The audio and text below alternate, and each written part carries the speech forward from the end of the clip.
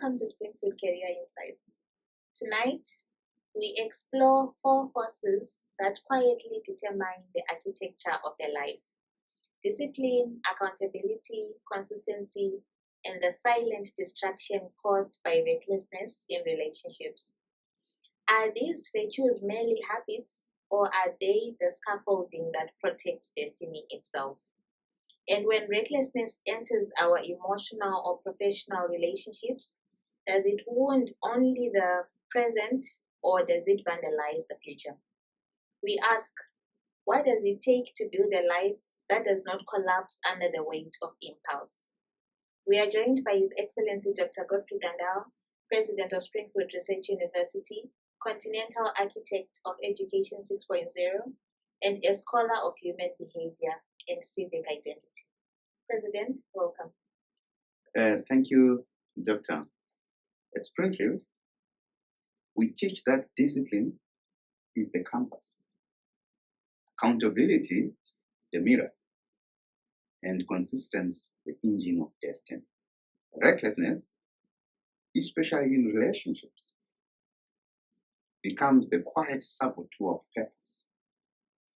A sovereign life is built when our habits honor our future more than our impulses. Thank you, Professor.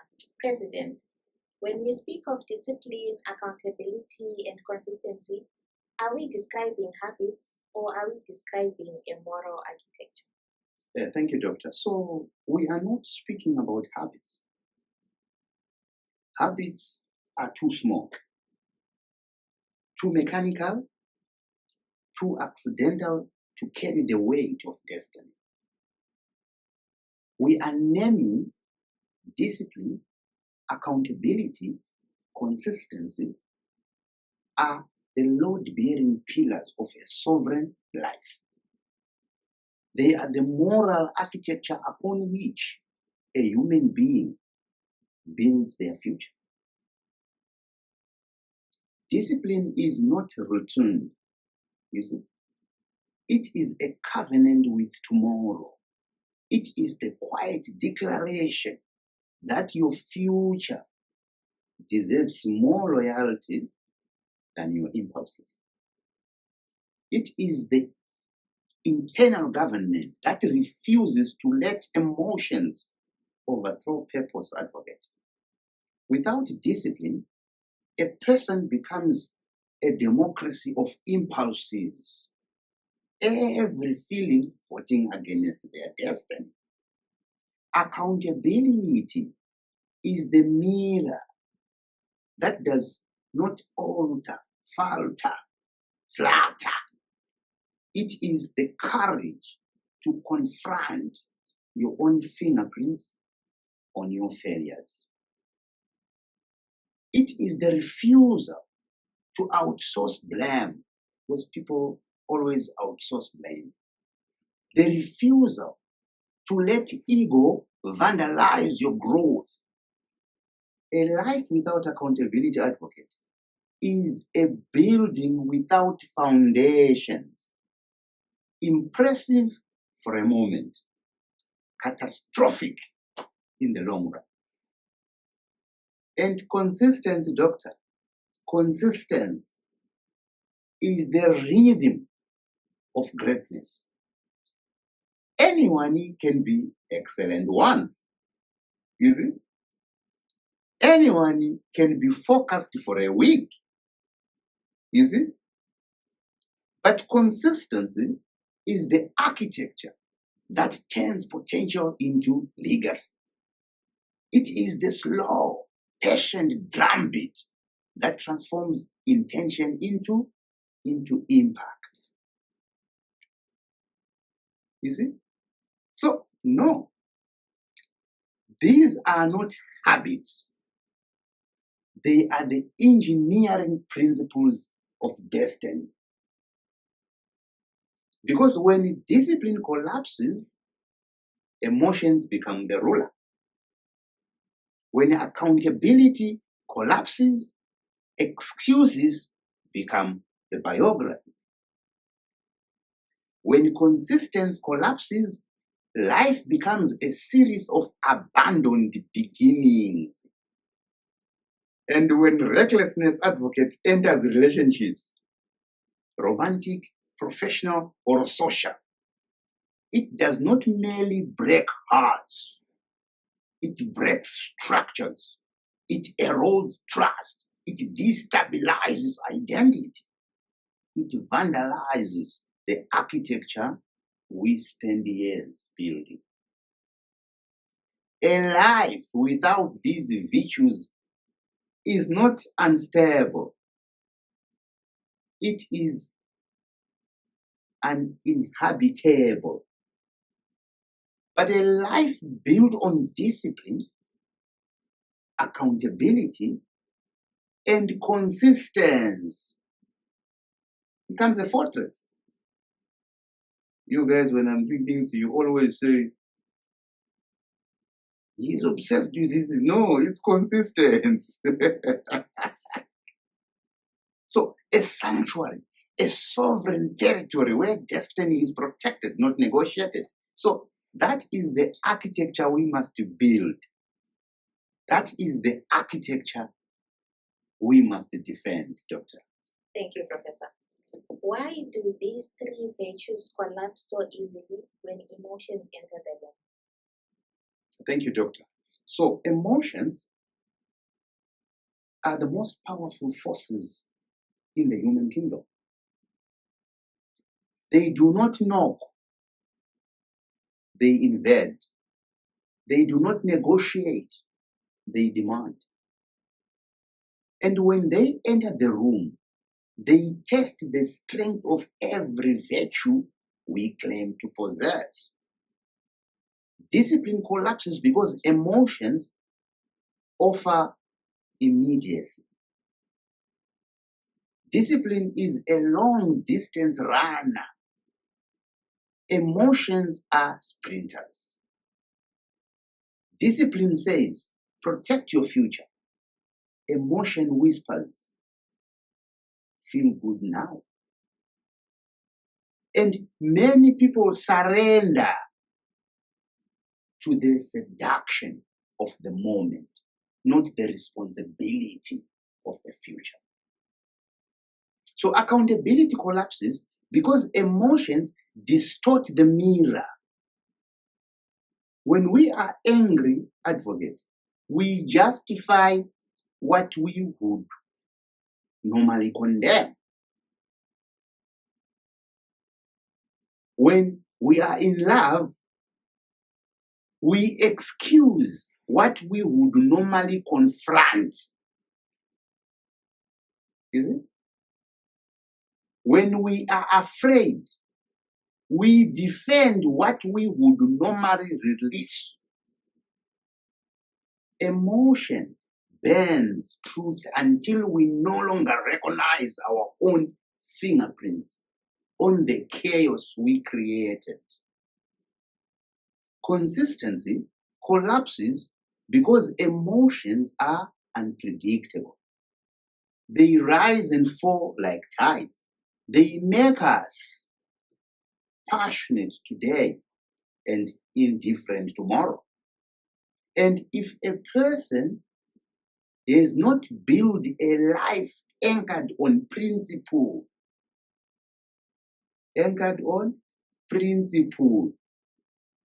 they will be governed by the weather of their feelings. One storm and their commitments evaporate. But the deeper truth is this, advocate. Emotions do not destroy virtues. You see, they expose whether those virtues were ever real. You see, if discipline disappears when desire arrives, it was never discipline. You see, it was inconvenience.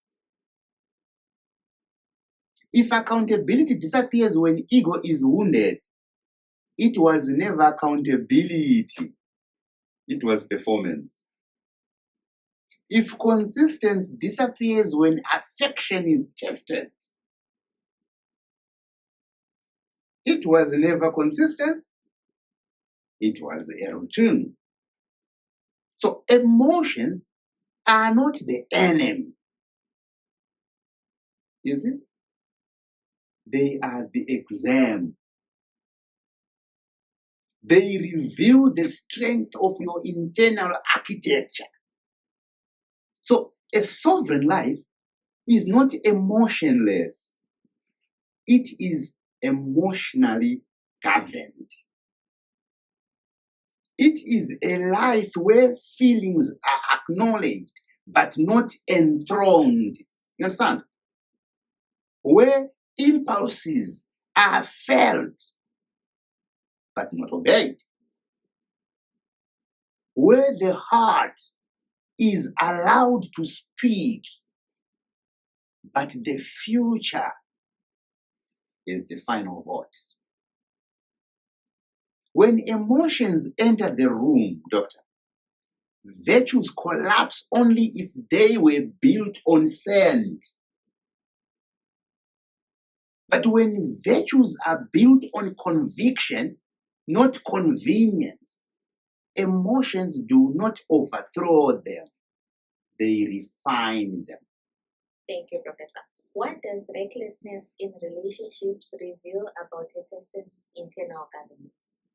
Thank you, doctor. So, recklessness in relationships is never just about the relationship. You see? It is a window into how a person governs themselves on the inside. When someone becomes careless with people's hearts, emotions, or trust, it tells us something deeper. Their internal leadership is weak. A person who is reckless in relationships often struggles with the three things: self-control. They react before they think. They choose excitement over stability. They follow feelings instead of principles. That's self-control. Then, self-respect. When someone does not value themselves, they cannot value others. You see? They treat people the way they treat their own future, carelessly. You see? Then third is self-awareness. They do not understand the impact of their actions, or they refuse to face it. They move through life without noticing the danger they leave behind. They are not self-aware. So recklessness is not an accident. It is a symptom, doctor. It reveals that the person has not built the internal discipline needed to manage emotions, desires, or impulses. It shows that their decisions are driven by the moment, the now, not by maturity. And here is the truth many avoid. Many they avoid this truth. How a person treats relationships is how they treat their destiny. If they are careless with people, they will be careless with opportunities. If they break trust easily, they will break commitments easily. If they cannot manage their emotions, they cannot manage their future. Doctor, recklessness exposes the absence of internal order. it shows that the person has not built the emotional maturity, the boundaries, or the responsibility required to sustain healthy connections. But the good news is, internal governance can be rebuilt. When a person learns to pause before reacting, to think before acting, and to value people as part of their future, not just their present, recklessness loses its power. A well-governed life produces well-governed relationships. And a well-governed relationship becomes a foundation for a well-governed destiny. Thank you, Professor. Let's take a break and listen to a song called Break Every Shadow.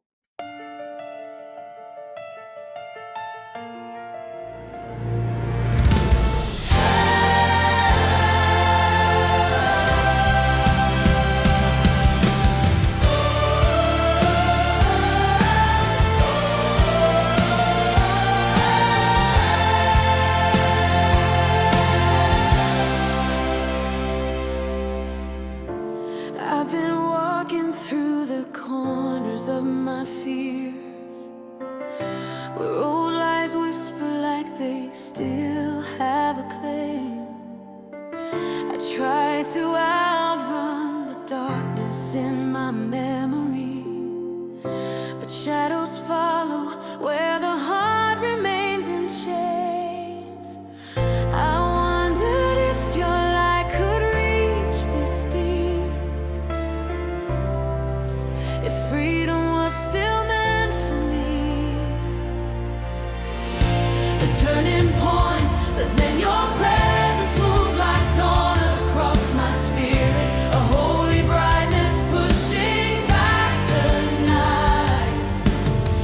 I felt the weight of every shadow start to tremble, because darkness cannot stand before your light.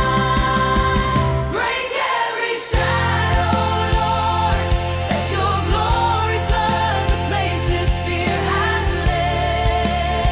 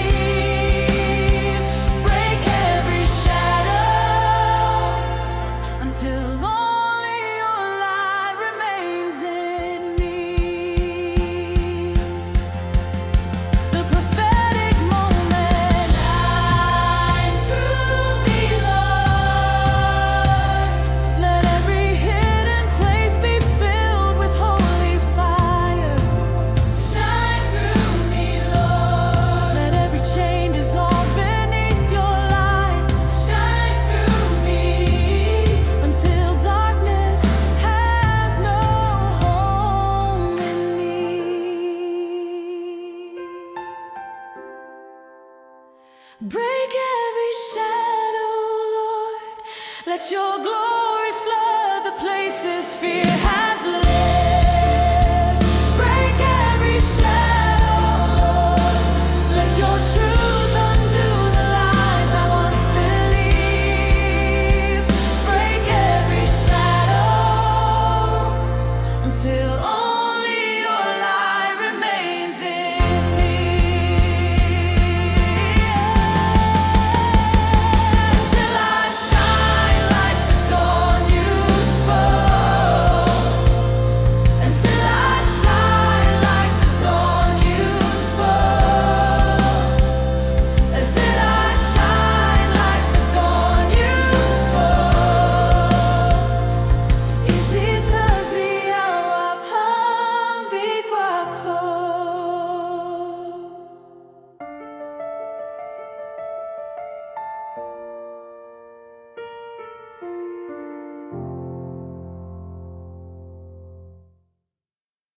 Welcome back. Let's continue with our discussion. How does one rebuild credibility after they have been the reckless one? Thank you, Doctor. So rebuilding, that's rebuilding credibility begins with one difficult truth. You cannot repair what you refuse to acknowledge.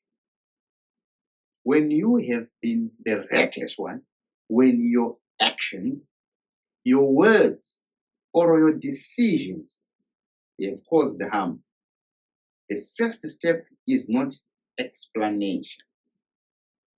It is ownership. People do not heal from excuses. They heal from honesty. Credibility is rebuilt through a sequence of simple but demanding actions. The first thing to do is admit the damage clearly. Not half-truths, not softened versions. Not, I'm sorry if you felt hurt. That's what they do. I'm sorry if you felt hurt. Real accountability sounds like, I caused this. I take responsibility. That clarity is the first brick in rebuilding trust.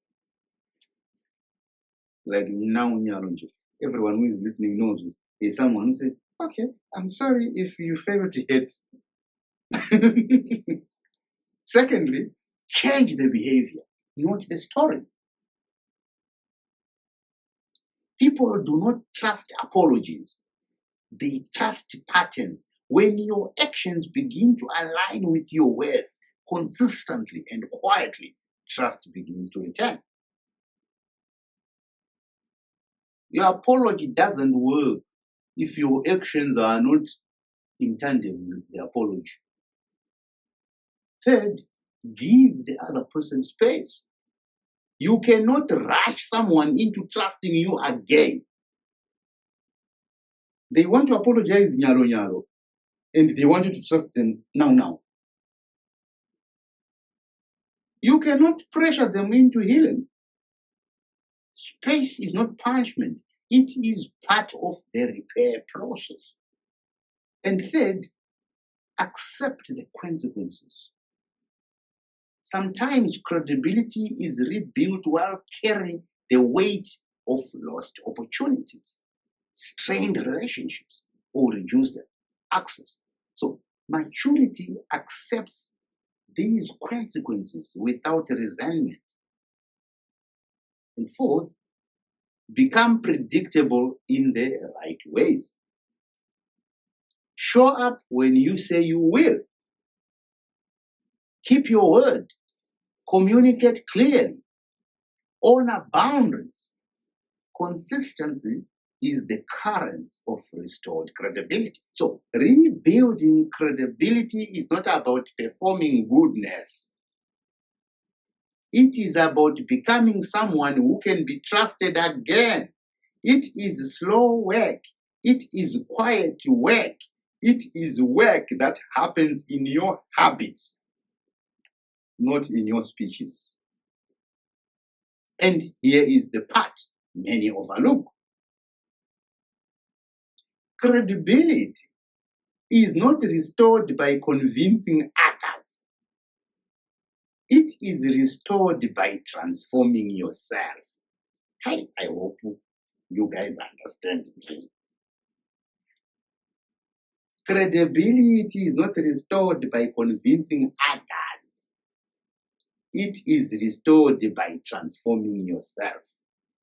When people see that you have learned, grown, and changed, their hearts soften naturally. When they see that you no longer repeat the same patterns, their confidence returns. When they see that your behavior is steady, respectful, and responsible, trust begins to rebuild itself. You cannot undo the past, but you can outgrow it. You cannot erase the mistake, but you can become the kind of person who will never repeat it. And when people witness that evolution, Doctor, credibility is not just restored, it is strengthened. Thank you, Professor. How does one set boundaries that protect discipline without becoming emotionally cold?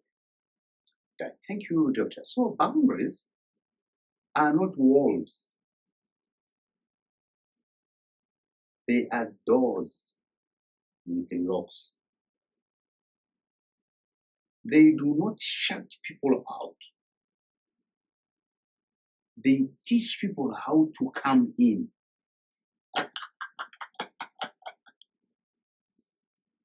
Many people fear boundaries because they think boundaries make them hard, distant, or unloving. But the truth is the opposite, Doctor. Boundaries make you healthier, clearer, and more emotionally available. They protect your discipline without freezing your heart. And I say this to you with no shame. Set boundaries. A boundary is simply a clear line that says, this is how I protect my peace, my time, and my dignity. You do not need to be called to say that. You only need to be honest. There are 3 ways to set boundaries without losing warmth. Okay? One is be clear, not harsh. You do not need to shout to be firm. You do not need to be rude to be respected. A calm, honest sentence. I cannot continue this conversation when it becomes disrespectful.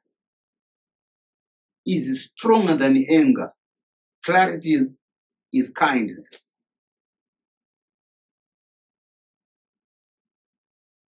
Secondly, be consistent, not rigid. Boundaries are not meant to punish. They are meant to guide. When you apply them consistently, people learn how to treat you. When you apply them with compassion, people feel safe around you. They must just know that you won't accept this. She won't take this. Because they know the boundaries, because the boundaries are clear. And you're consistent. Thirdly, be responsible for your own emotions. So boundaries are not about controlling others. No. They are about managing yourself. You see? When you know what drains you, what distracts you, and what destabilizes you, you can protect your discipline without shutting down your heart. So people become emotionally cold when they use boundaries as shields instead of what? Of tools. They withdraw instead of communicating. They isolate instead of what? Of clarifying. They punish instead of explaining. That is not a boundary. That is fear wearing armor. Healthy boundaries do something very different. They create space for respect. They create room for honesty. They create conditions where love, friendship, and partnership can grow without chaos. A boundary says, Doctor, I value this relationship enough to protect it from behaviors that can destroy it. Coldness says, I don't trust anyone, so I will feel nothing. So one protects your discipline, the other protects your wounds. So many people there, they are protecting their wounds.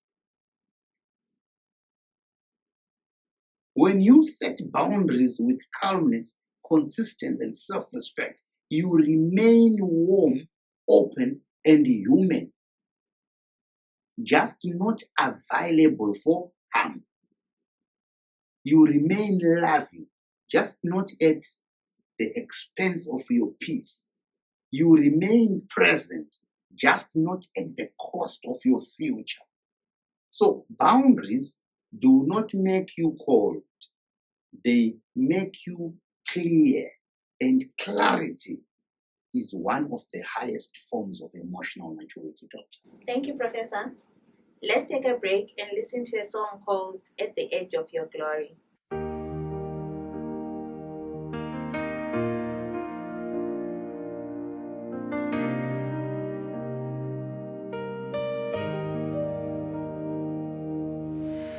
The human condition, I've been walking through the questions I was too afraid to ask, carrying the weight of dreams that felt too heavy for my hands.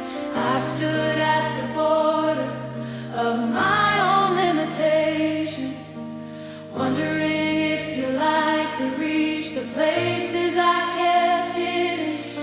The turning point, but then your presence brushed against my spirit.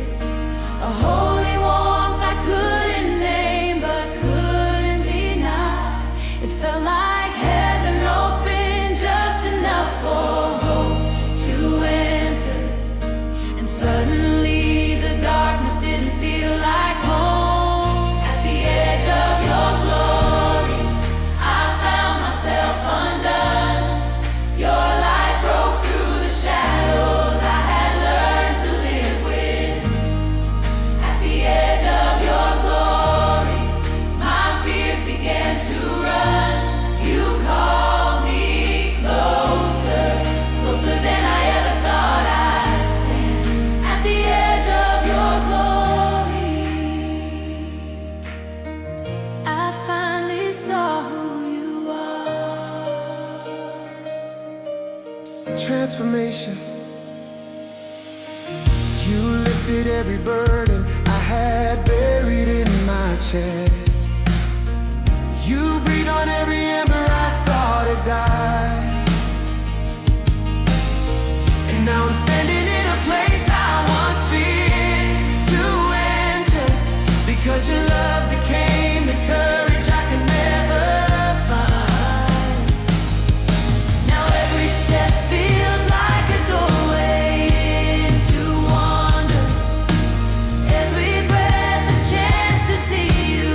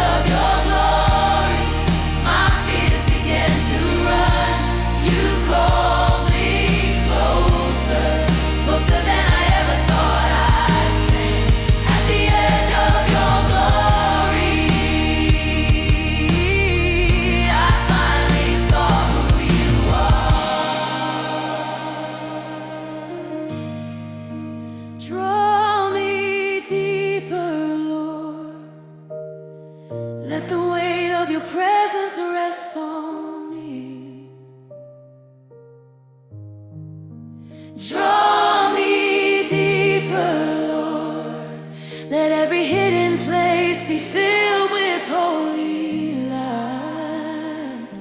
Draw me deeper. Draw me deeper. Until I'm lost in the wonder of you. At the edge of your glory, I found myself undone. Your light broke through the shadows I had learned to live with. At the edge of your glory, my fears began to run. You called me closer, closer than I ever thought I'd stand. At the edge of your glory.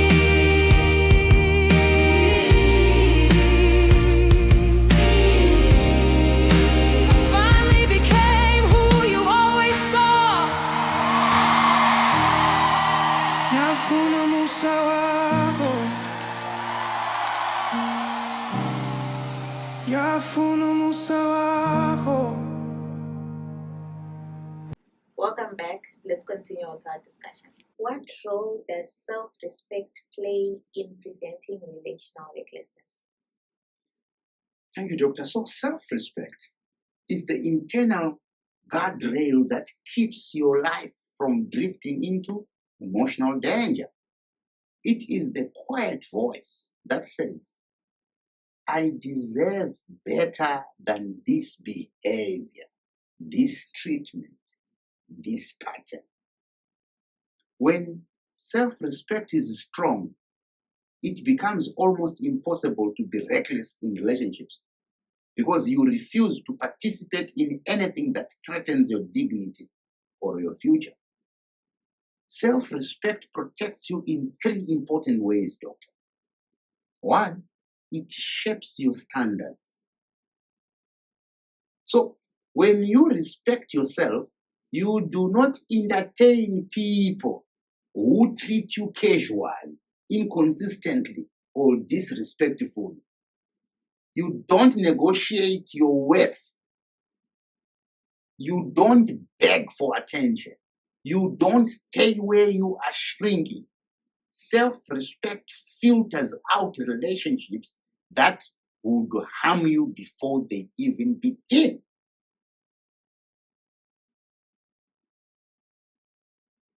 No tolerance in that. Second, it strengthens your decision. So recklessness often comes from loneliness, insecurity, or the desire to feel wanted. But when self-respect is present, you don't make decisions from emptiness. You make them from clarity.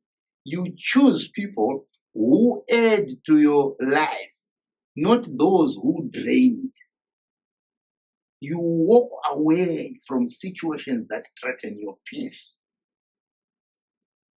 Don't keep them close if they drain you. They're my friends. Walk away if they drain you.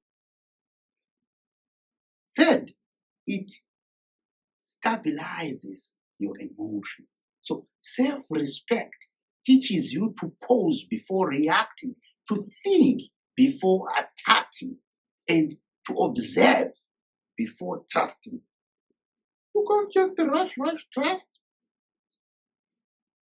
It stops you from chasing validation, forcing connections, or tolerating behavior that damages your self-worth. It gives you emotional discipline. So recklessness happens when a person forgets who they are, and self-respect reminds you.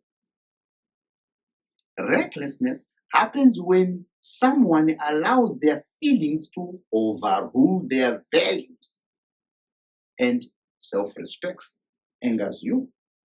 Recklessness happens when a person accepts less than they deserve. Self-respect refuses that. A person with self-respect does not need to be called doctor. guarded or distant. They can love deeply, connect openly, and care sincerely, but they do so with wisdom. They know their value. They know their limits. They know their future matters. So self-respect is not pride. It is protection. It is the foundation of emotional safety. It is the reason you can love without losing yourself. When self-respect is strong, recklessness has no room to grow because you will not allow anyone, I mean anyone, including yourself, to endanger your dignity. Thank you, Professor. How do we differentiate between human error and a pattern of irresponsibility? Thank you, Doctor. So, human error is part of being alive. Everyone makes mistakes. Good people, disciplined people, even the most emotionally mature people. But a pattern of irresponsibility is different. It is not a moment. It is a rhythm. It is not an accident. It is a habit. And the difference between the two becomes clear when you look at behavior over time. Human error has three qualities.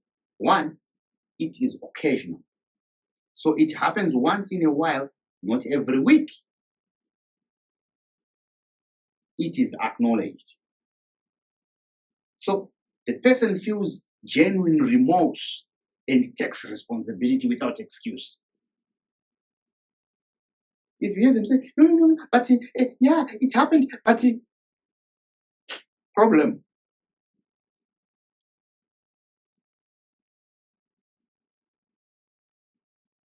Third, it leads to change. After the mistake, you see effort, adjustment, and growth. You see that?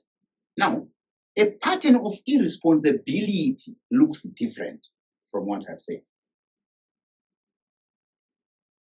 One, it repeats. So the same behavior shows up again and again, even after conversations, warnings, or consequences. They did it in 2017. They did it in 2018. They did it last week. They are doing it today.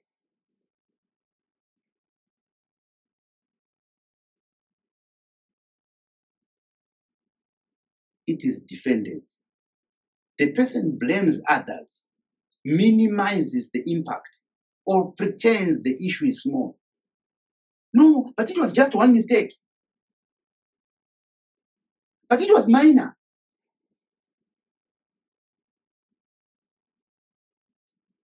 It produces no change. The apologies are loud, but the behavior stays the same. So human error teaches. Irresponsibility repeats. So human error says, I didn't mean to hurt you. You see? Irresponsibility says, I don't care enough to stop hurting you. So human error is a moment of weakness. Irresponsibility is a lifestyle of avoidance. And here is the simplest way to tell the difference. Watch what they do after the apology. A sincere person corrects themselves. An irresponsible person corrects the story. A sincere person adjusts their behavior. An irresponsible person adjusts their excuses. A sincere person grows. An irresponsible person cycles. When someone values you, doctor, they take their impact on you seriously. They learn, they improve, they become safer to love, safer to trust, safer to build with. But when someone shows a pattern of irresponsibility, they are telling you that your dignity is optional, your peace is negotiable, and your boundaries are inconvenient. The difference is not in the mistake. It is in the response to the mistake. Thank you, Professor. What does a consistent partner look like in practical observable behavior? So thank you, Doctor. So a consistent partner is someone who gives you stability instead of confusion. You do not have to guess their intentions. You do not have to decode their moods. You do not have to chase their effort. Consistency shows itself in simple, everyday behavior. So a consistent partner's words match their actions. If they say they will call, they call. If they say they will show up, they arrive. You do not live on promises. You live on patterns. So a consistent partner is a steady emotional presence. They do not swing from warm to distant without explanation. You do not wake up wondering which version of them you will meet. Their emotional tone is predictable enough to build trust. A consistent partner communicates with respect. They respond within reasonable time. They explain delays. They do not disappear when things get difficult. They do not use silence to punish or manipulate. A consistent partner honors boundaries, yours and their own. They do not shift the rules depending on their mood. They do not push today and apologize tomorrow. Their respect is steady, not seasonal. A consistent partner handles conflict responsibly. They do not run away from disagreements. They do not explode during them. They listen, they explain, they work towards resolution. A consistent partner shows up for responsibilities. You do not have to chase them. You do not have to remind them. You do not carry the emotional labor alone. A consistent partner's affection is steady, not dramatic, not conditional, not intense today and absent tomorrow. Their care is visible on ordinary days. And when they are wrong, they correct themselves. They apologize sincerely. They adjust their behavior. You see growth, not repetition. A consistent partner is not flawless. They are reliable. They make the relationship feel like a home, not a storm. They give you peace, not confusion.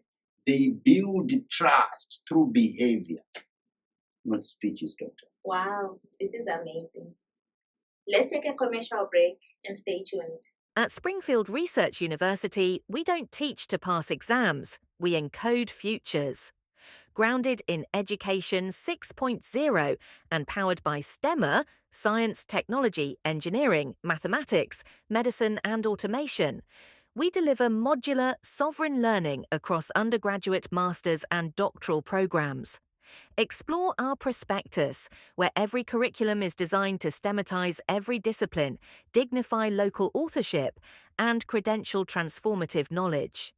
Be STEMatized, be sovereign. Here, knowledge is authored, not borrowed. Curriculum is credentialed, not copied. Every graduate becomes an architect of transformation. With 2 annual intakes, March and September, the path to innovation is always open. From the logic of automation to the soul of indigenous intelligence, SRU is where tomorrow is designed. Springfield isn't just a university, it's an epicenter of epistemic dignity.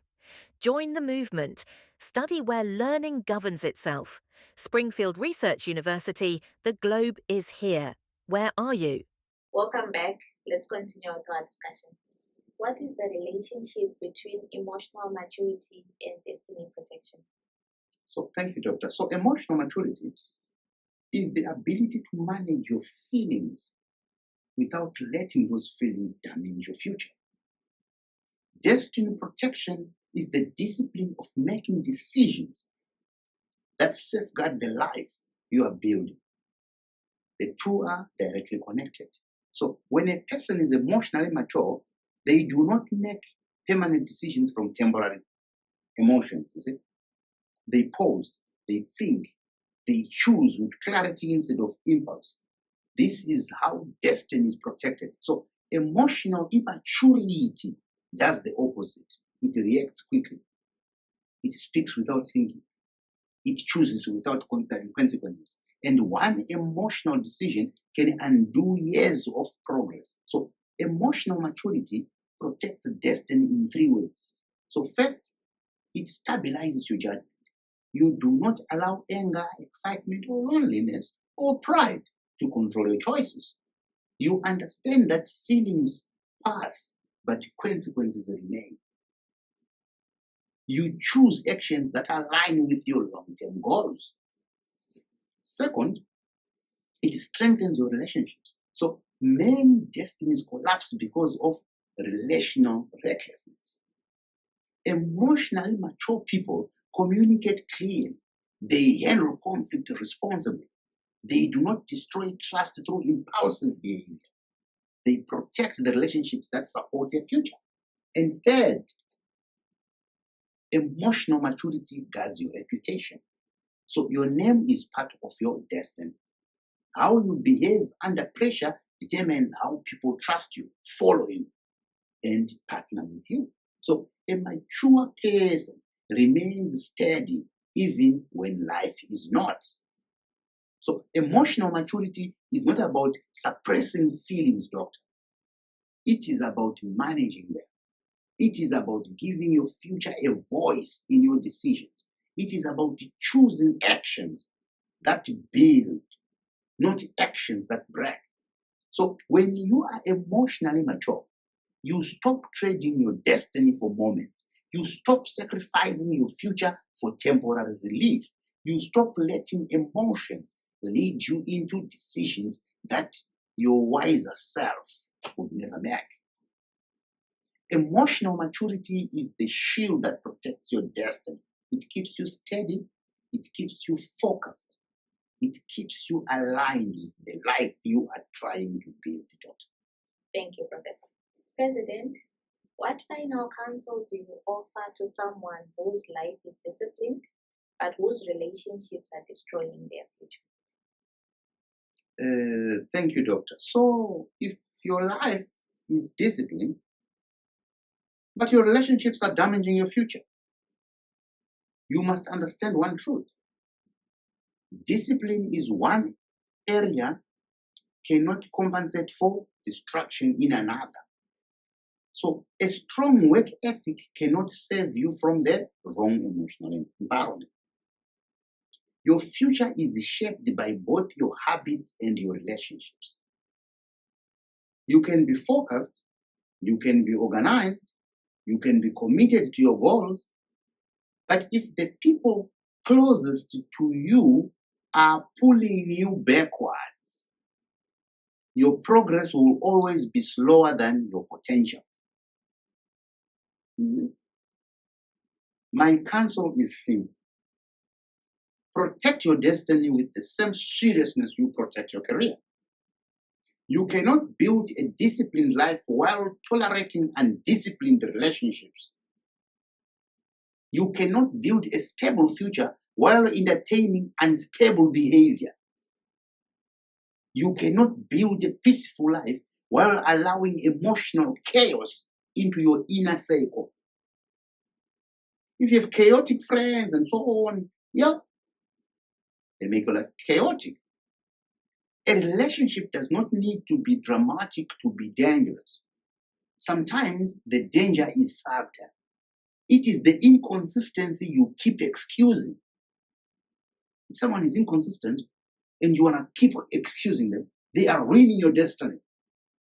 It is the disrespect you keep absorbing. It is the emotional instability you keep normalizing. Your destiny requires an environment that supports your growth, not one that drains your energy, not one that confuses your judgment, not one that forces you to recover from the very people you claim to care for you. Discipline is not only about waking up early or working hard. Discipline is also about choosing the right people. It is about setting boundaries that protect your focus. It is about walking away from relationships that threaten your future. You do not need to hate anyone. You do not need to fight anyone. You simply need to choose yourself. Choose your peace. Choose your purpose. Choose the life you are trying to build. Your destiny is too important to be negotiated with inconsistency, too valuable to be shared with recklessness, too fragile to be placed in the hands of people who do not respect it. If your relationships are destroying your future, the most disciplined decision you can make is this: step back, reassess, and align your emotional life with the future you want to live. Thank you, Advocate, for having me. Thank you, President, for elevating discipline, accountability, and consistency from mere habits into the pillars that safeguard destiny. Your warning against recklessness in relationships reminds us that emotional decisions are never private. They echo into our careers, our futures, and the architecture of our identity. To our audience, if you are ready to build a life anchored in intentional habits and sovereign relationships, Springfield Research University invites you to step into a community where character is curriculum. Visit www.springfieldresearchuniversity.net and begin structuring a future worthy of your purpose. This brings us to the end of tonight's edition of Springfield Career Insights. May these reflections strengthen your discipline, sharpen your accountability, and protect your destiny from the cost of recklessness. I am Clarence, your host. Good night.